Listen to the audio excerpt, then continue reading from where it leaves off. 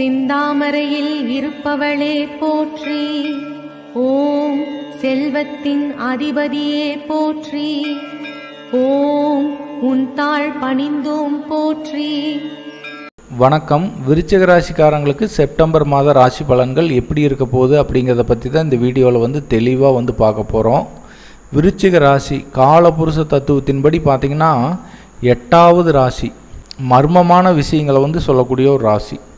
உங்கள் ராசி அதிபதின்னு சொல்லக்கூடியவர் செவ்வாய் பகவான். செவ்வாய் பகவானை பற்றி சொல்லணும் அப்படின்னா நிறையா விஷயங்கள் சொல்லலாம். ஏன்னா செவ்வாய் அவ்வளோ ஒரு முக்கியமான கிரகம். அண்ணன் தம்பிகளோட அக்கா தங்கச்சிகளோட ஒற்றுமையாக சந்தோஷமாக வாழ்கிறாங்க அப்படின்னா கட்டாயம் செவ்வாய் பகவான் பலம் பெற்றிருப்பார். அதாவது சுபகிரகங்களுடைய பார்வை பெற்று பலம் பெற்றிருப்பார்.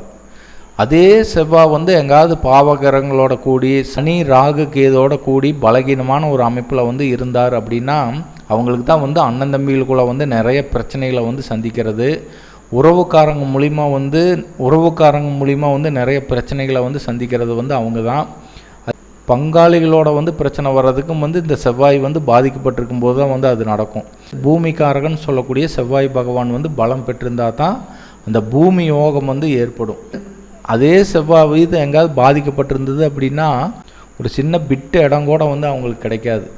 அந்த செவ்வாயோட யோகம் இருக்கும்போது தான் இடம் வாங்கிறது, வீடு கட்டுறது, இந்த மாதிரி ஒரு யோகமான பலனை ஏற்படுத்துவார்.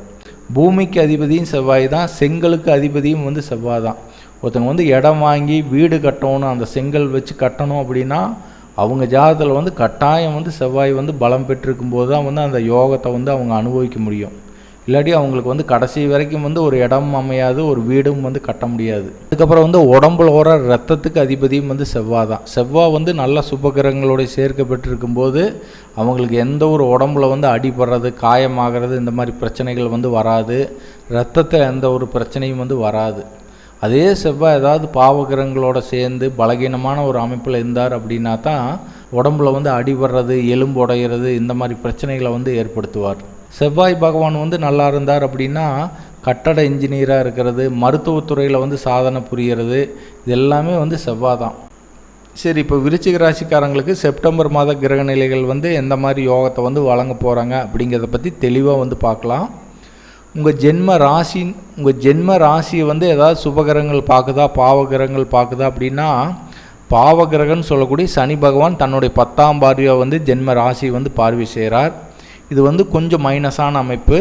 அதுக்கப்புறம் சுபகிரகன்னு சொல்லக்கூடிய குரு பகவான் உங்கள் ராசிக்கு 7ஆம் இடம்னு சொல்லக்கூடிய ரிஷப ராசியில் அமர்ந்து தன்னுடைய 7ஆம் பார்வையாக ஜென்ம ராசி பார்க்குறார். இது ஒரு நல்ல அற்புதமான அமைப்புன்னே சொல்லலாம். எப்பவுமே ஜென்ம ராசியை குரு பகவான் பார்வை செய்கிறது நல்ல ஒரு யோகத்தை ஏற்படுத்தும்.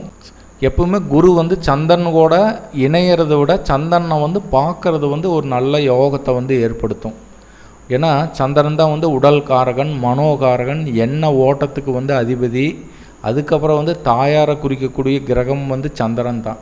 அப்போ சந்திரனுக்கு குருவுடைய ஒளி விழுகும்போது ஜாதகருக்கு உடம்புல ஏதாவது நோய் தொந்தரவுகள் இருந்ததுன்னா அதெல்லாமே ரெடி ஆயிரும். முடிவு எடுக்கிறதுல குழப்பம் எதுவுமே இருக்காது, டக்குன்னு முடிவு எடுத்துருவார்.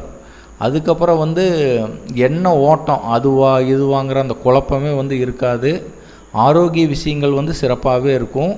சனி ஜென்ம ராசியை பார்க்கறதுனால உடம்புல கொஞ்சம் சோம்பேறித்தனம் இருக்கும். ஆனால் குரு பார்வை இருக்கிறதுனால எல்லாத்தையும் அதை கட்டுப்படுத்துறதுக்கு உண்டான ஒரு அமைப்பு ஏற்படும்.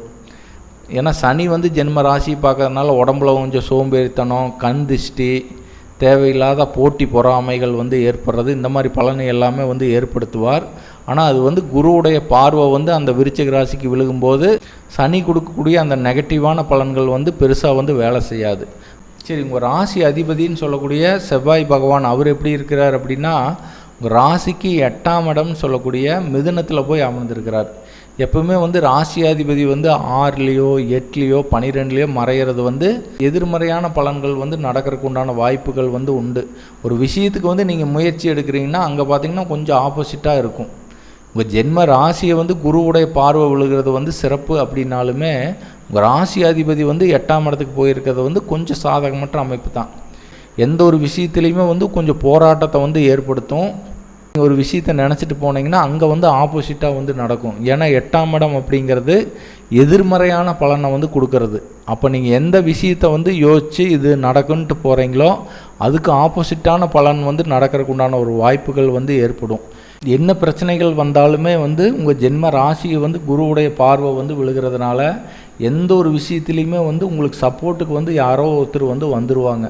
அதனால் எந்த ஒரு பிரச்சனையிலுமே போய் நீங்கள் மாட்டிக்க மாட்டீங்க.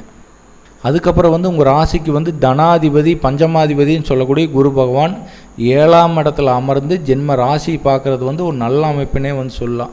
குடும்பாதிபதி பஞ்சமாதிபதி வந்து 7ஆம் இடத்துக்கு போய் ஜென்ம ராசி பார்க்குறதுனால தன வரவுகள் வந்து சிறப்பாக இருக்கும். குடும்ப ஒற்றுமை வந்து மேம்படுறது, உங்கள் பேச்சுக்கு வந்து ஒரு மதிப்பு மரியாதை ஏற்படுறது. அதுக்கப்புறம் வந்து அவரே வந்து 5ஆம் அதிபதியாக இருந்து ஜென்ம ராசி பார்க்குறதுனால பூர்வீக சொத்துக்கள் சம்மந்தப்பட்ட விஷயத்தில் வந்து உங்களுக்கு ஒரு அனுகூலமான பலன்கள். குழந்தை பிறப்பு வந்து விருச்சிக ராசிக்காரங்களுக்கு திருமணமாகி அதாவது குழந்தை பிறப்பில் வந்து தடைகள் இருந்ததுன்னா அது எல்லாமே விலகி புத்திர பாக்கியம் ஏற்படுறதுக்கு உண்டான ஒரு அமைப்பு. குழந்தைகளுக்கும் உங்களுக்கும் வந்து நல்ல ஒரு அந்யோன்யமான அமைப்பு. குழந்தைகளை நினச்சி பெருமை அடையிறதுக்கு உண்டான சம்பவங்கள் எல்லாமே வந்து நடக்கும். குழந்தைகள் மூலிமா வந்து நல்ல ஒரு ஆதாயம் வந்து கிடைக்கிறதுக்கு உண்டான ஒரு அமைப்பு எல்லாமே வந்து ஏற்படும். இளமை பருவத்தில் இருக்கிற விருச்சிக ராசிக்காரங்களுக்கு அந்த காதல் சம்மந்தப்பட்ட விஷயங்கள் வந்து கை கொடுக்கறதுக்கு உண்டான ஒரு அமைப்பு எல்லாமே வந்து ஏற்படும்.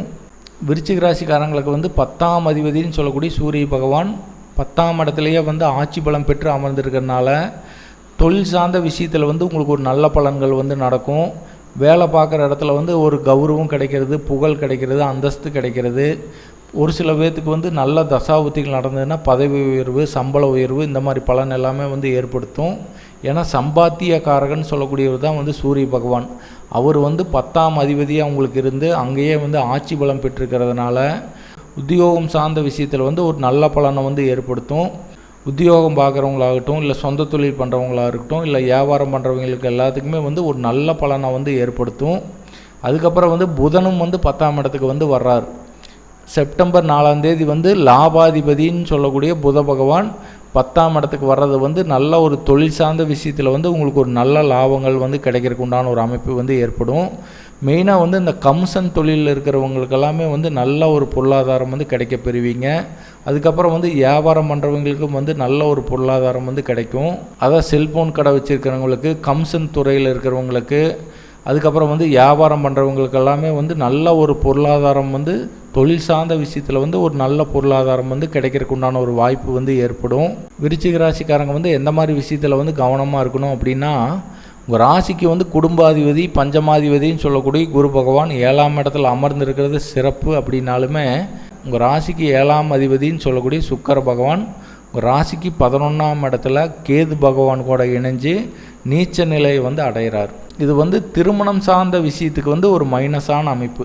இவர் எத்தனை நாளைக்கு அங்கே இருப்பார் அப்படின்னா செப்டம்பர் 19ஆம் தேதி வரைக்கும் வந்து அவர் நீச்ச நிலையில் இருப்பார். அதுக்கப்புறம் வந்து ஆட்சி பலத்துக்கு வந்து வந்துடுவார். அது வரைக்கும் வந்து அந்த 19 நாளைக்கு மட்டும் திருமணம் சார்ந்த விஷயத்தில் வந்து நீங்கள் எந்த ஒரு முக்கிய முடிவுகளும் வந்து எடுக்காதீங்க. வரன் பார்க்க போகிறதே வந்து அந்த காலகட்டத்தில் போகாமல் இருக்கிறது வந்து ரொம்ப சிறப்பு. செப்டம்பர் மாத கிரக நிலைகளை பொறுத்தளவுக்கு யோகாதிபதிகள் வந்து பலம் பெற்றிருக்கிறது வந்து ஒரு நல்ல அதிர்ஷ்டகரமான பலன்கள் வந்து உங்களுக்கு நடக்கும். மெயினாக வந்து உங்கள் ராசியாதிபதின்னு சொல்லக்கூடிய செவ்வாய் பகவானுக்கு அதிதெய்வம் சொல்லக்கூடிய முருகப்பெருமானை வந்து நீங்கள் தொடர்ந்து வழிபாடு செய்கிறது வந்து ரொம்ப ரொம்ப சிறப்பு. மெயினாக வந்து பழனிக்கு போய் முருகனை வந்து வழிபாடு செஞ்சுட்டு வாங்க. அதுக்கப்புறம் வந்து திருச்செந்தூர் போய் முருகனை வந்து வழிபாடு செய்கிறதும் வந்து ரொம்ப ரொம்ப விசேஷம். ஏன்னா உங்கள் ராசியாதிபதி வந்து செவ்வாயாக இருக்கிறதுனால நீங்கள் எப்பவுமே வந்து முருகன் வழிபாடு செய்கிறது வந்து உங்களுக்கு ஒரு நல்ல அதிர்ஷ்டத்தை வந்து ஏற்படுத்தும். மீண்டும் அடுத்த ராசியான தனுசு ராசியில் சந்திக்கலாம் நண்பர்களே. வணக்கம், வாழ்த்துக்கள். வணக்கம்.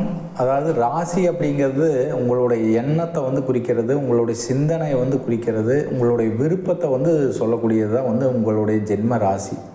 அதையும் தாண்டி ஜென்ம லக்னம்னு வந்து இருக்குங்க.